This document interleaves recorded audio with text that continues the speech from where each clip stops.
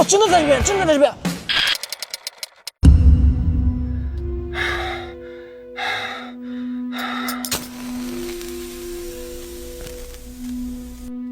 今天我们去寻宝。今天正好有一个寻宝的活动，寻宝的地点就在拙政园 ，Let's go。OK， 现在所有徽章的位置已经在我手机上地图上显示了，要不我就找这个4474。这个圈儿也太大了，立即缩圈，立即缩圈，立即缩圈，立即缩圈，立即缩圈。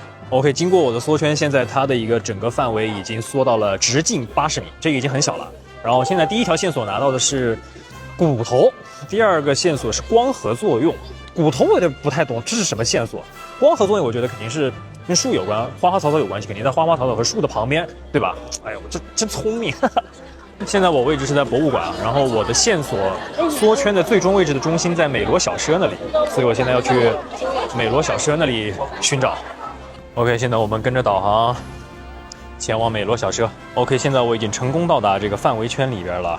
你说它会不会就藏在这种草里边？坚决不放过任何一个绿化带。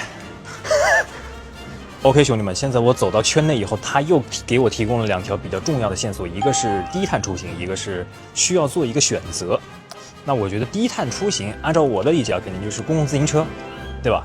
需要同时做一个选择，我觉得肯定就是2样相同的东西里面你要做一个选择。所以我现在认为就是在树旁边的公共自行车，应该就会有一枚徽章。OK， 目前来讲我没有找到公共自行车。但是低碳出行，公交车也算吧。我有一个祁门东的公交站台，要不公交站台我找一找。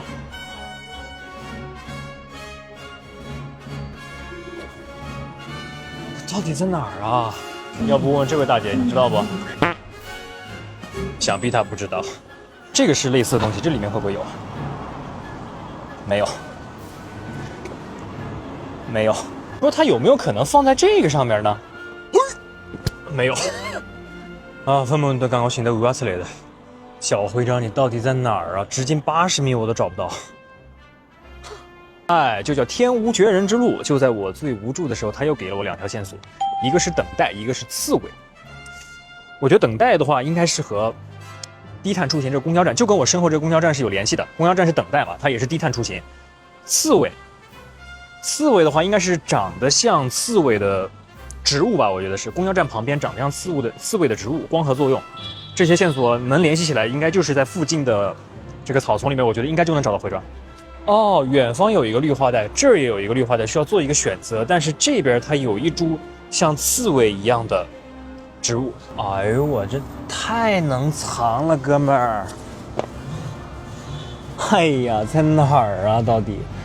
哎呦，真能藏呀，小徽章！要不怎么叫寻宝呢？